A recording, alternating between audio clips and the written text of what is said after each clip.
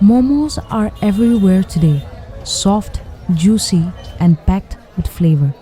They are a beloved snack enjoyed at street stalls, cafes, and home alike. But their story did not begin here. Long before they became a favorite across India, the momo started its journey high in the mountains where China, Tibet, and Nepal met a little dumpling crossing borders, cultures, and centuries. Their origin, though, is debated. Nepal claims them through ancient Himalayan dumpling traditions. Tibet traces them to the 7th century mogmok, shaped by Chinese gyoza. China points to its long dumpling heritage. Momo is not just food, it is a crossroad of culture, now loved from the northeast hills to India's biggest cities. Legend has it that the momo story began in 7th century Tibet, when the powerful Tibet king Songtsen Gampo married Princess Wenchen of China and Princess Bhrikuti Devi of Nepal. These royal unions were more than political alliance. They were bridges of culture, bringing together art, religion, and food.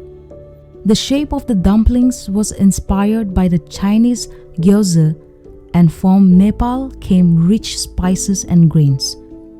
They merged into a dumpling called mogmok, a hearty steamed dumpling suited to the cold highlands. The name mogmok comes from the Tibetan language, which translates to dumpling or steamed bread.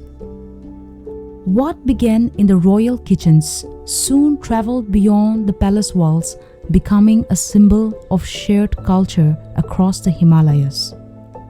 Through the centuries that followed, the momo became a mountain traveler. In Tibet, it was filled with yak meat, garlic, and salt, hearty food for a cold land. In Nepal, traders known as Newars adapted it to local taste, using buffalo meat and serving with spicy tomato-based chutneys. By the 14th century, momos had already become a cherished food across Himalayan trade routes from Lhasa to Kathmandu, from the passes of Mustang to the valleys of Bhutan.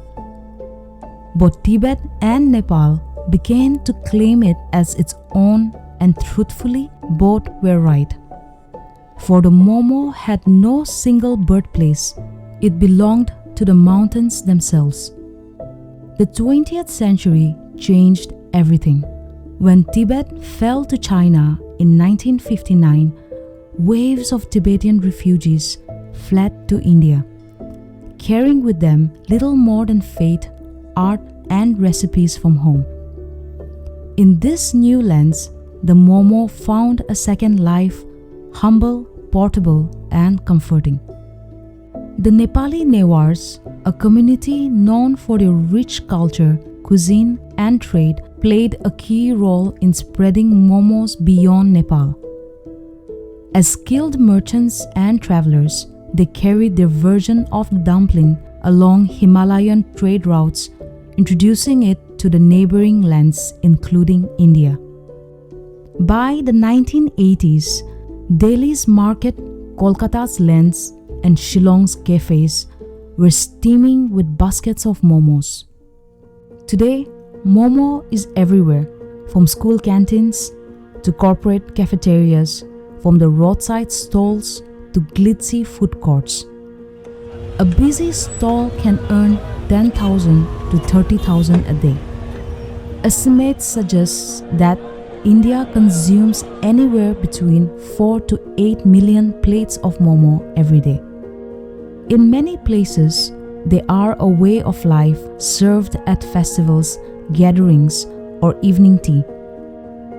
Food chains like Wow Momo have turned them into a multi-crore industry, while home cooks and street vendors keep the tradition alive in countless variations.